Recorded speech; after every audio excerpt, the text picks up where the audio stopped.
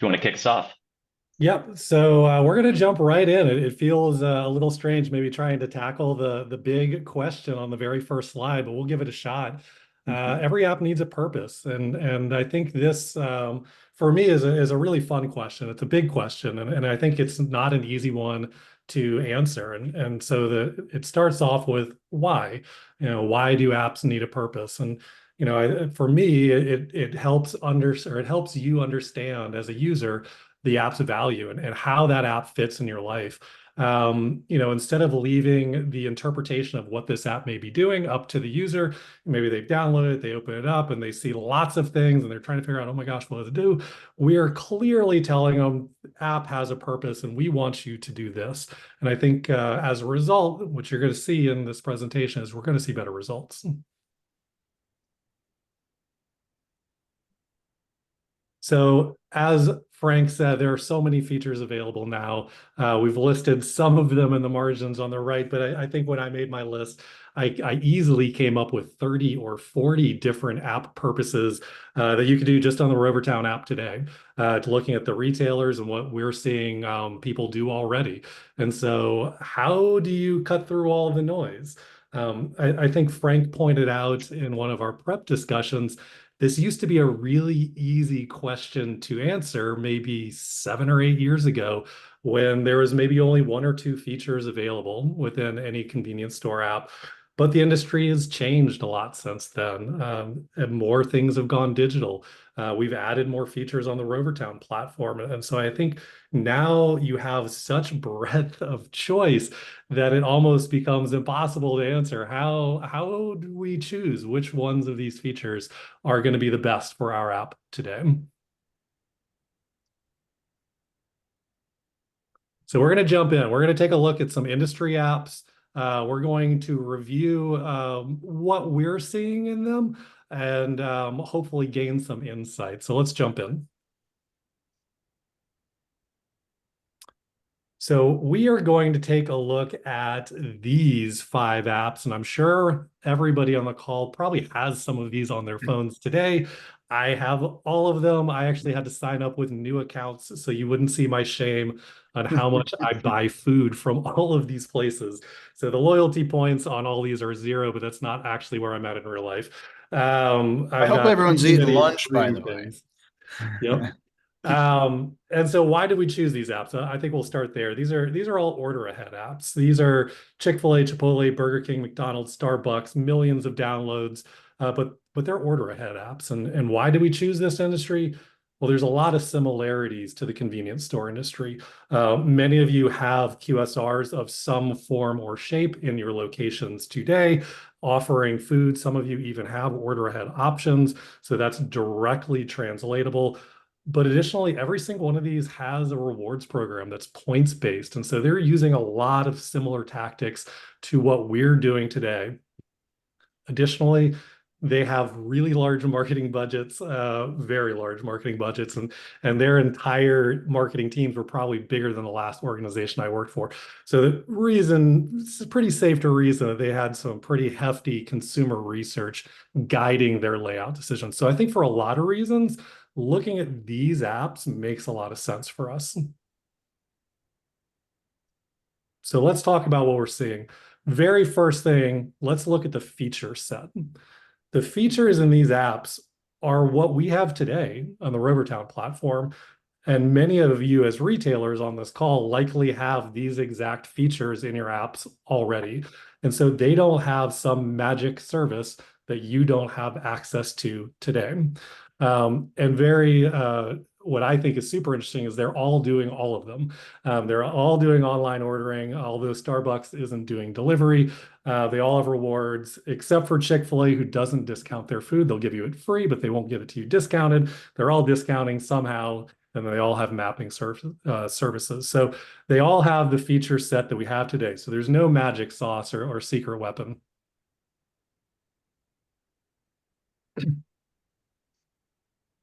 And the very first thing that we'll kind of look at is which features are they highlighting the most? And so we've got lots of blue dots that have suddenly appeared on the screen. That is by design. That's not a glitch. We have placed a blue dot on every single area in the app that contains some tappable link to online ordering. And as we just kind of peruse visually on every single one of these apps, they all have multiple ways to initiate the online ordering flow. Chick-fil-A's got 5, Chipotle's got 5, Burger King has 4. You get the idea. It's more than one. It's not just, hey, we're doing online ordering. There's a button in the middle of the screen. It's literally if you close your eyes and just wildly touch something on the screen, it's probably going to start you on an online ordering flow.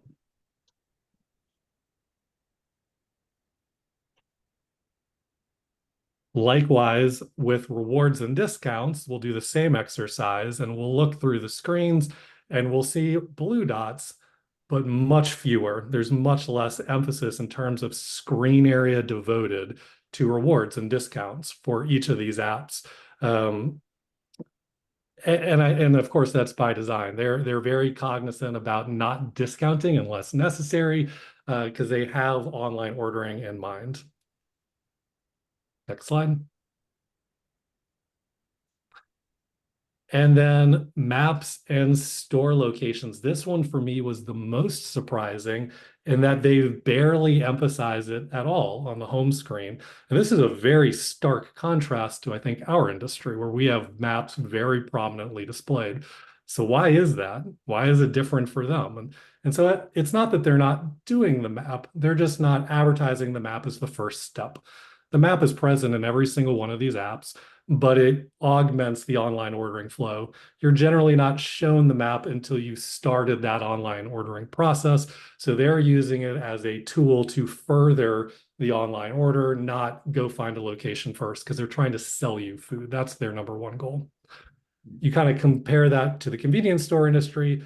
Like I said, we use maps all the time. We've set fuel prices in them, and that makes sense for us. You can have a feature set or a plan for your app entirely dependent on having the app or the map as the main feature.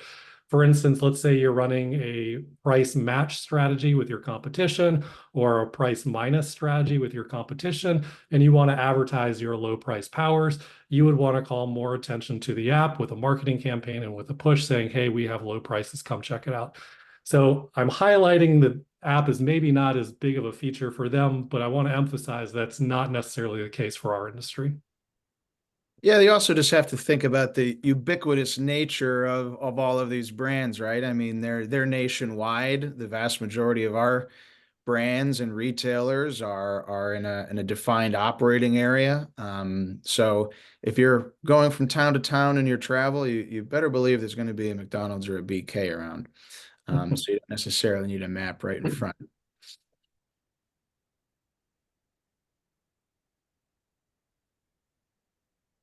So if we were going to rank those features on the app based on how much screen time was given to each of them, I think we can infer these rankings. Online ordering was clearly number one, rewards and discounts a 2 and 3, and then map a 4. And I think that's by design. And no, I wasn't able to call each of the CEOs and personally talk to them, but but obviously they're trying to push sales. When we think of QSRs and what is the goal of QSRs, it's to order food. And so they've designed these apps to make food the most convenient thing to order on the app. Everything in the app is geared towards selling more food and bringing customers either to the store or facilitating some type of delivery. And so they have a very clear purpose in mind when you've downloaded their app. One of the things I called out at the beginning is don't leave your app up to interpretation. And I think these retailers have done a really, really good job of clearly stating what our app purpose is and how to interact with it.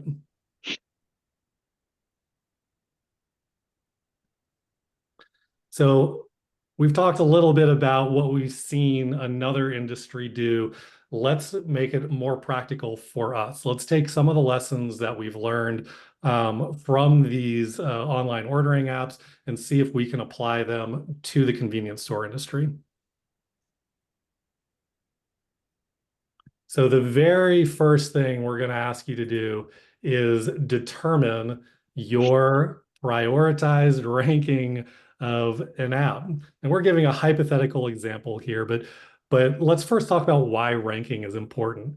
Ranking is important for lots of reasons. I mean, there are seminars, especially around goal setting. Um, but the three in my mind that really come to mind as reasons why you want to rank is it helps you prioritize your content. If you don't have a ranking, a clear ranking in mind of what your app's purpose is, then you will jump at any message that you are offered saying, yes, let's send that one out. Yes, let's send one out. When if you have a prioritized feature list in your mind, you can say, this is the most important message. We're going to say this. The second most important thing is clear messaging, like I just said. It helps you prioritize.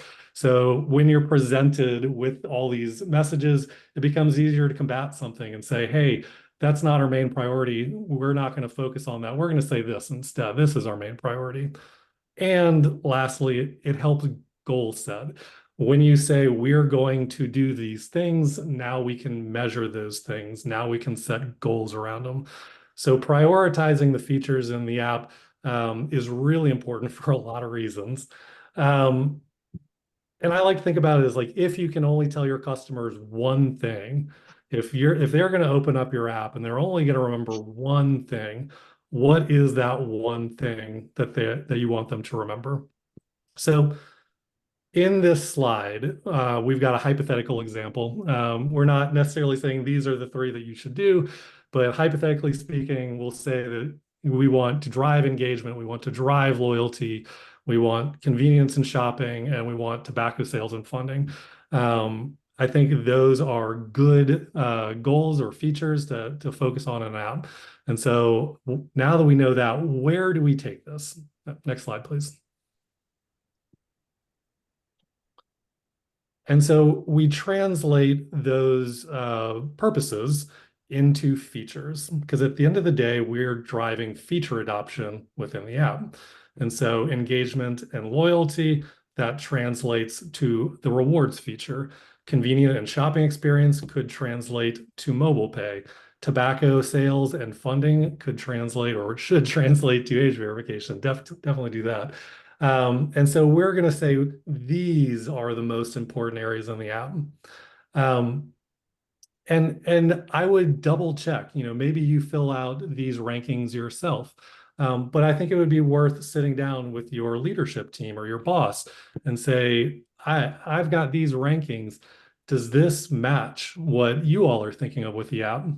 I know Bill has stories too, but when I was at Mapco previously to this, I was our loyalty director and in charge of our app.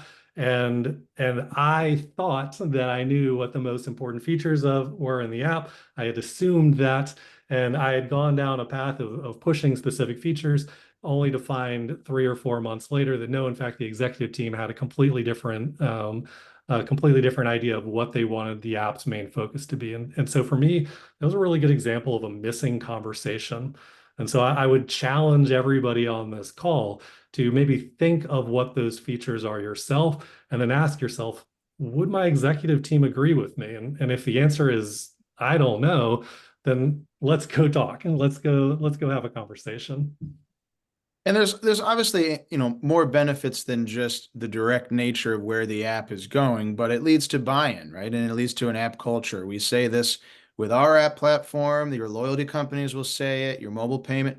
This is all going to boil down to your frontline staff and how you're connecting with your customers. The success of all of these technology platforms, that's what it boils down to. So having alignment from the top is really the best way to cascade that culture down, because you want your frontline associates to know the goals before they start having these conversations with their regulars. And I Yeah, think we'll, oh, go ahead. well, I was just going to add to Bill's point. That's a good point about getting getting alignment all the way from the top all the way down. I remember going into one of our customer stores and I wanted to explain why I was taking pictures. And I was like, hey, we do your mobile app. I'm just sending some photos to some of my colleagues. I'm not some random weird guy taking photos of your store. And it was funny because when I went to buy a few things, the cashier started giving his typical, spiel about his rewards program, but then he caught himself remembering we do the app. And he looked at me and he goes, wait, you better have that on your phone. You better be a member if you guys do our app. And, he could have easily just not cared, but he was so interested in making sure that I was on that rewards program. You could tell they had a culture, from top to bottom of just all being in alignment of what they're doing here, why they're doing it, and, making sure that they communicate this. I thought it was cool. That was a really good sign. And it's not just the operations team that'll benefit. I had those same conversations with our category management team, Mhm. and we had a sales driven app, and it made it much easier for them to talk to vendors about going for funded offers. I know all of us today are interested in funding and how can we maximize our funding. And one of the ways to do that is to have a sales driven app. How do you incorporate your app into your retail plan? A lot of retailers do it really well. But I think if you start with the alignment on this app is a sales driver, how can we drive sales with it? Then the category team knows that they need to participate. They know how to engage then with the vendors to bring more offers to the table. And I know that's easier said than done, but having those missing conversations is a key piece. And what a nice segue to pitch our September webinar, which we'll announce later, which will deal with vendor placement and funding discussions right before NACS. So great little Perfect segue. timing on that one.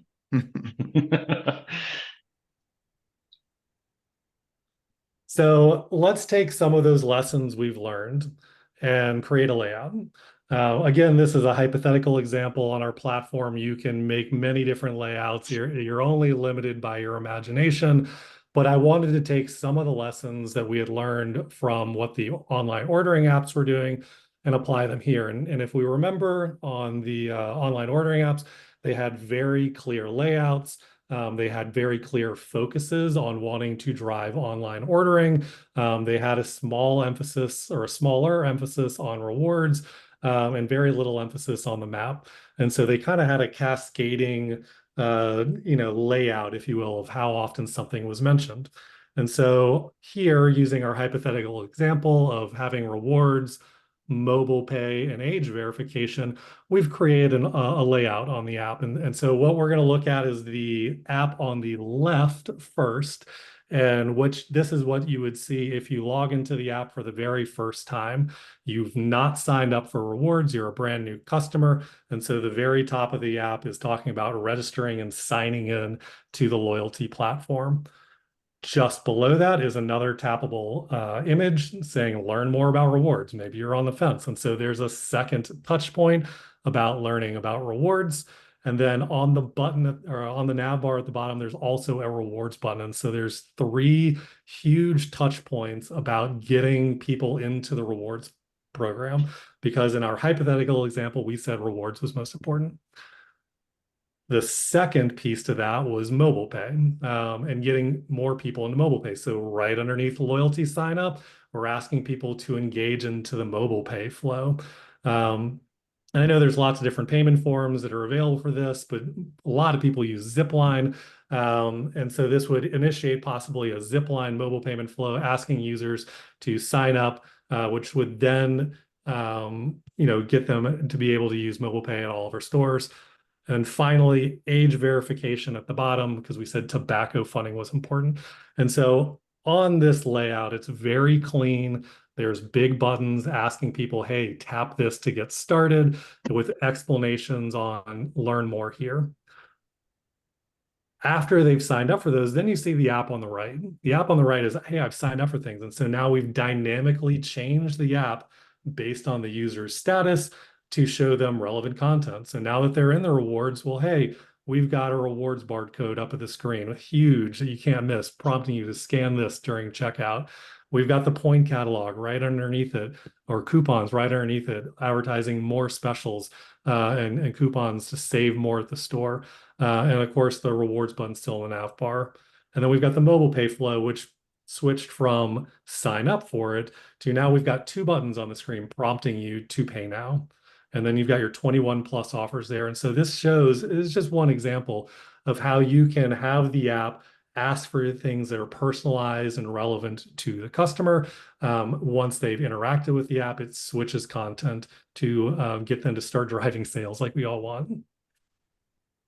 So I actually like that first example there a lot too, because I think it can be tempting to pack as much as possible into an app, but you also have to think, I mean, when a person downloads it, what message is communicated right away about what this does for me? And it's very simple and easy to understand what the retailers put together and what they're expecting me to do with it and how I'm supposed to engage with it. There's not really any ambiguity there from my perspective. Yeah, and I think, when we started off the presentation, we were talking about have a clear purpose in mind, so you're not leaving the app up to interpretation. I think when an app user would open this app up, potentially, they would see that, hey, this is a rewards app. Hey, look, I can save money if I use this app. I know instantly what they're asking me to do, and I know how I'm going to use it. And I think the physical layout of the user experience in the mobile app is also really your North Star for your communications efforts. And that would mean communications within the app on something like a push notification, any kind of pop-up messaging, but also within your loyalty messaging. Maybe you have a CRM or an email service through your loyalty host. The app should be heavily included in that message channel, and things like social media as well. It should all be a unified message. I couldn't agree more. And I can't believe I forgot a chance to talk about push notifications, my favorite topic. But you're 100% right. I think, supporting any initiative with as many marketing channels as possible is always a recipe for success. And supporting it with push notifications, social, just will lead to greater results. Well, and to your point about push notifications, I know we were talking about this other day, the three of us, and sometimes you just got to remind people what they can do with the app. I mean, a push notification is a great way to do that. If you take this one, it's a rewards app. It's obviously going to have discounts on, several items in the store, probably some that are themed around certain holidays. And that's just a great reminder to tell them, hey, it's International Coffee Day. It's coming up on Christmas, it's coming up on Thanksgiving, whatever it is that you're promoting, and remind them what they can do with the app. Yep. I think oftentimes as marketers, we get so caught up in let's tell them about the promotions in the store that we never ask them to use the features that we're offering them. And oftentimes those features are designed themselves to drive sales, to your point. And so if you talk about signing them up for rewards, signing them up for a verification, you naturally have content then that will drive them through those features back to sales in your store. And so I'd challenge everybody. I'm going to give everybody a second challenge. Besides just ranking the features in the app, let's think about your apps that you have today. If we're thinking about clear calls to action, being really good for an app user to help drive a purpose, are our apps clearly laid out? Do we have a clear message or action that we're asking them to do on the home screen? And maybe the answer is yes, maybe the answer is no, but I think it's a good exercise to go through and figure out, are there things that we can improve to help clean up the messaging in our app? And I'll go to my what I spoke with Tyler and Frank about. My coup de grace of this whole session is going to be, when we're thinking about mobile calls to action, erase the word click from your vocabulary. Everything is tap. We want to tap here to enter, tap here to redeem, tap here to learn more. And that's actually simply a good audit to do of your current apps as well. Maybe less so, hey, let's remove click and add tap, but where do we have spaces in our app that are actionable that may not really have a clear CTA at all, a clear call to action at all? And that's always a nice little audit and process to go through. It's funny saying click for some people. That reminds me of, for iTunes for years, how they kept a CD on their icon until you kind of realize, wait, this isn't relevant. Do some of the people even have a CD drive, and clicking on it? I mean, it's a mobile app. It's not a desktop app. People aren't clicking on anything. It's kind of funny. Well, let me see. We'll go ahead and move forward here. So As always, I had to throw in an analytics slide here. So with goals means we can measure things, and I love measuring things with our Amplitude dashboards. And so everybody here should have Amplitude dashboards. If you don't, let Bill and I know, and we can set them up for you and meet and go through what they all are. But everybody should have access into Amplitude dashboards to help measure the goals. And let's say we want to drive more visits to our coupon page. Well, we can go to Amplitude. We can see how many coupon redeems we had. We can see how many page views we had. We can see how many unique users we have. And so thinking about the feature sets within all of our apps and declaring these are the most important, then we can look at where are we at today in terms of metrics, where do we want to be, and set some goals for ourselves and track against them.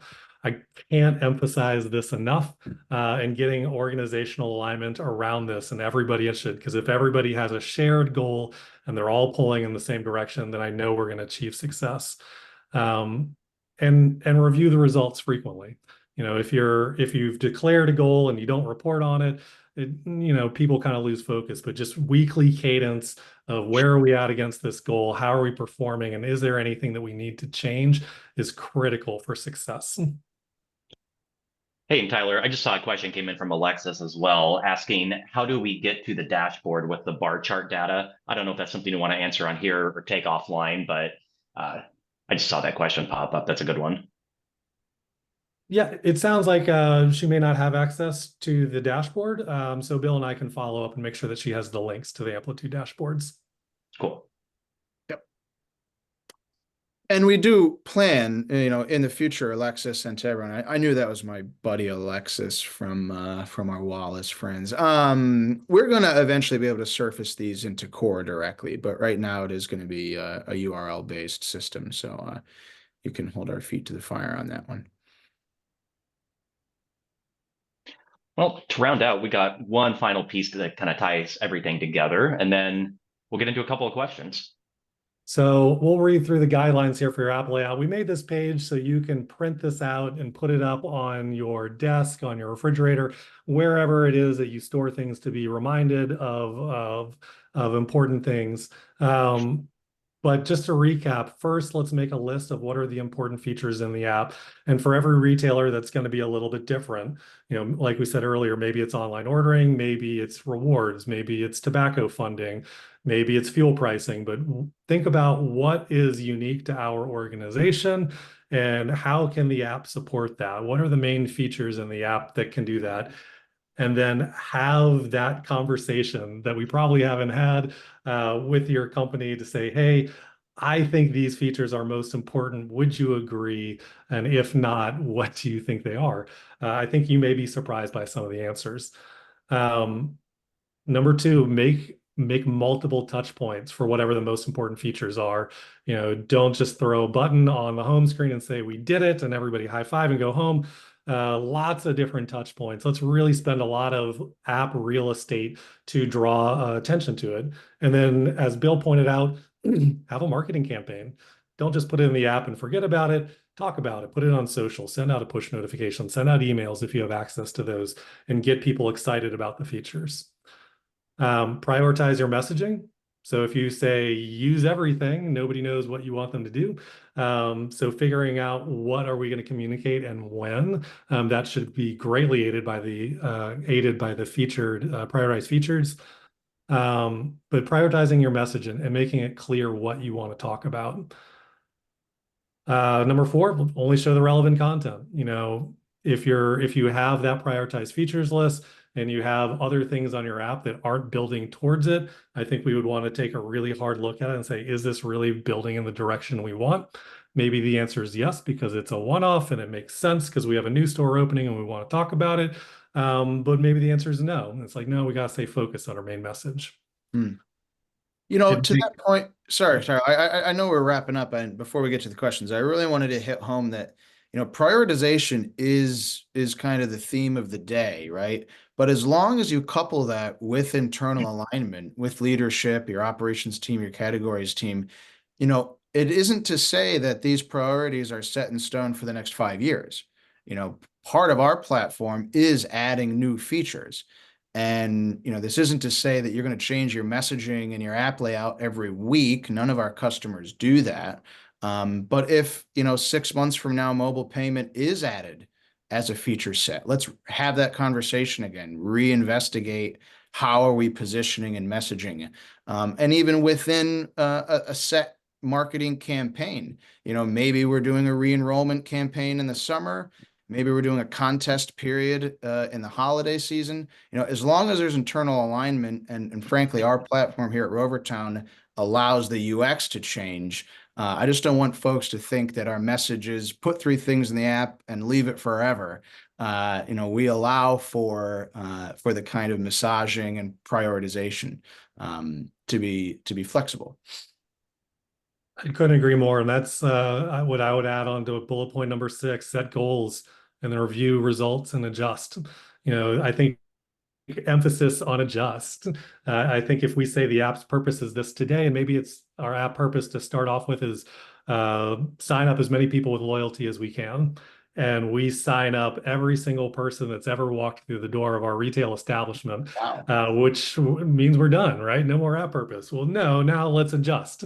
Let's change that app purpose to let's drive sales. How do we drive sales with all these rewards customers? And so that review results and adjust is absolutely key to Bill's point. It's not enough just to say this is where we're at. This is where we're at today. Have we achieved what our goals are? And if the answer is yes, then let's adjust and make some new goals for ourselves. And just to add on that, getting tongue-tied here, review results and adjust. To go back to the point where you're showing several successful apps outside of our industry, I think of the Starbucks app. Back when that came out, the clear purpose, at least from where I stood, was to skip the line because the lines were terrible in the stores. I remember a friend who works from home and said he didn't want to wait in a line, downloaded the app, placed his order, and got what he wanted before he would have got it in the line. And he never stopped using it after that. Now, however, Starbucks really wants the line to be at the drive-through, not necessarily in the store. And it's a very mobile order heavy business with a lot of customization in the drink. So there's been a clear purpose all along, but they've constantly evolved what that purpose is to fit the needs of the business. And I just find that really interesting. And you're seeing a little window into McDonald's as well, Oh, from yes. primarily online order app. But where's the value menu ending up now? Where are their discounts and offers ending up now? It's in the app. Subway the same. Burger King, often also the same. So they are primarily online ordering, but we're also leveraging new goals and sub priorities that may not have been had too fine a point on it a year or two ago. Yep. And if we think about where the features were in the convenience store industry maybe 7 or 8 years ago, like we said at the beginning, there weren't that many. And so if you think 5 years in the future, what kind of crazy features are going to be available in apps then? Our goals are just going to keep changing. And what we're asking customers to do will keep changing with that. Well, this was a good presentation, and I just want to give a shout out to Julie Lim, our head of brand, because if you're wondering who always makes these look amazing, that's definitely Julie. And she'll be sharing a bit of that secret sauce in the customer workshop in about 20 minutes when she gets into Canva 101. But in the meantime, why don't we hit a couple of questions here real quick? So the first two actually were kind of what I was going to ask, so I'll just ask them both at once. We're sitting here talking about this, and I'm thinking, well, Bill and Tyler, you both ran successful apps at 2 retailers. How did you think through app purpose when you were at Dandy and when you were at Mapco? I think, and I touched on this a little earlier, I didn't, I think is the honest answer. I think when we were launching the app, we were so focused on the technical components, which is a really big deal. And it can be hard to launch an app, even with a great support system, because there's a lot of things to do, a big checklist, that we lost sight of our marketing plan. We launched the app and went, oh no, what does it do? And I think probably, if we're all honest, we've all been in that situation. And so I think there was a lot of missing conversations, at least for me and my organization early on. And a few months into it, we started settling down and saying, okay, push notifications work like this, specials work like this, coupons work like this, and here's how we can incorporate this into our retail strategy. And so we did not have it figured out right out the gate. Hmm. It took a little bit of practice, and so for everybody on the call that's been in that boat, I've been there too. Trust me. And so I think a couple months into it, we just sat down as an organization and said, okay, what do we actually want to do with this? And then we figured it out, and it was drive sales via rewards. Yep. Similar to Tyler, and like many of you on the call, and probably even more so when we have our customer workshop, we did migrate from a white label app to a Rovertown app. So we had an existing base, and we really needed to leverage what were the cool new things that Rovertown on the Rovertown platform could provide our existing loyalty members and our existing users. And we did a good job. We launched with like an 8-week contest period. And we really upped entries into these contests for app exclusive actions.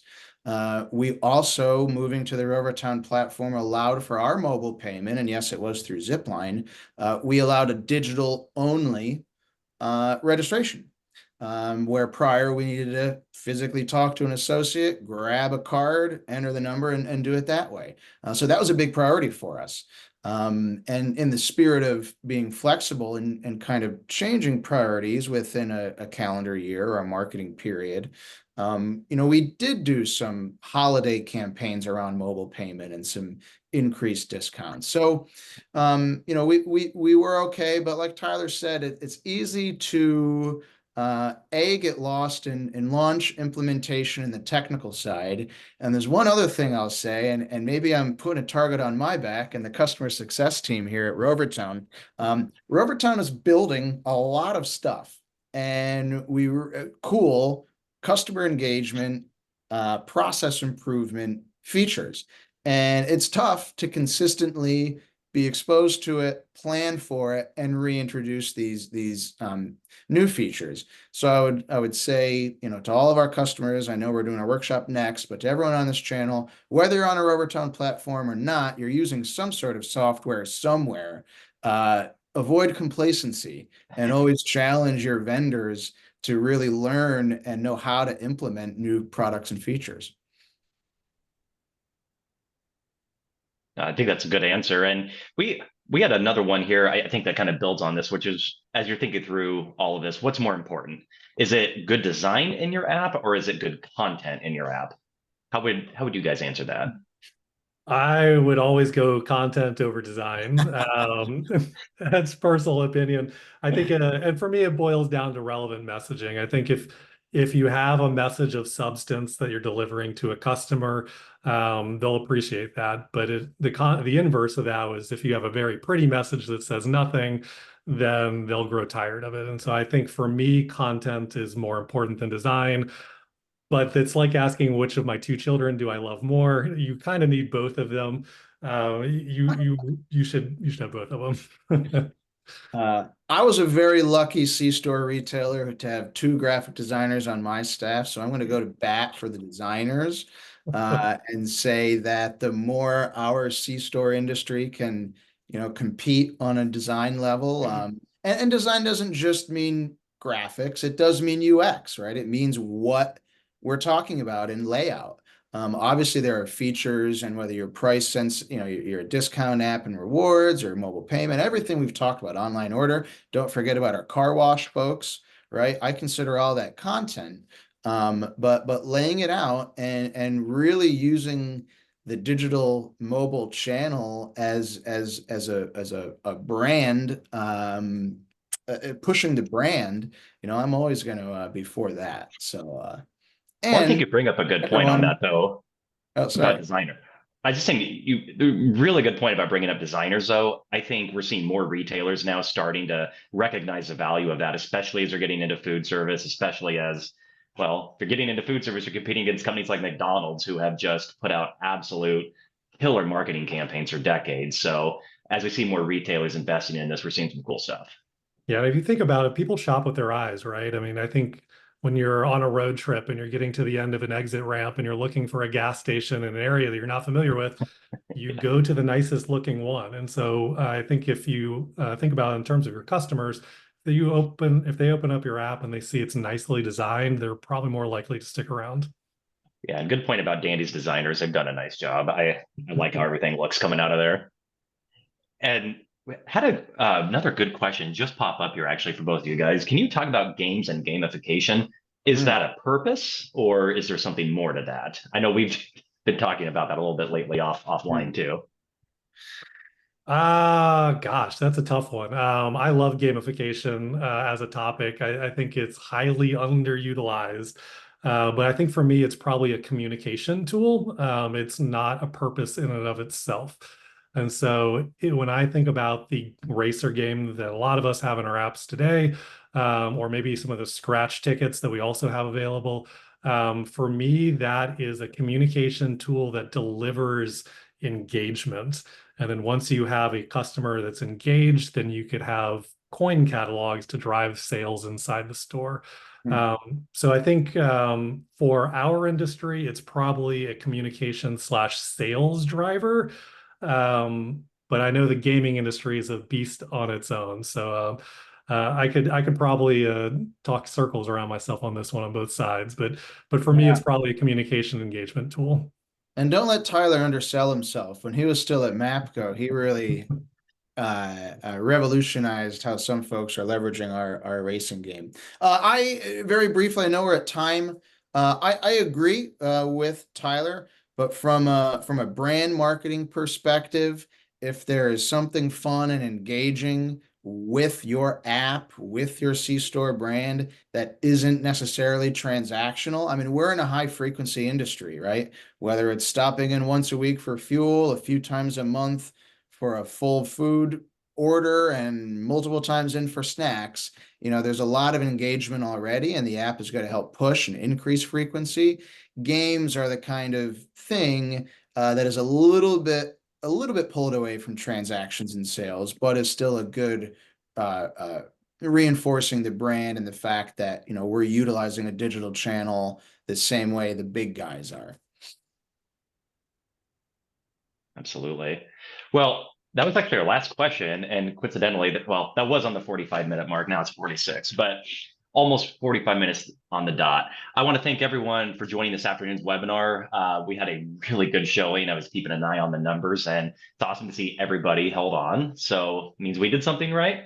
But as always, if you have any questions about this, reach out to me, Bill, Tyler, anyone on the Rovertown team, and we'll get right back to you with that. For everyone who is staying on the customer workshop, keep in mind that's a separate registration. That link is in the email you were sent after registering. We're going to start here in about 15 minutes at 2 o'clock Eastern, and we'll see you there. Thanks, everyone. See y'all. Thank you.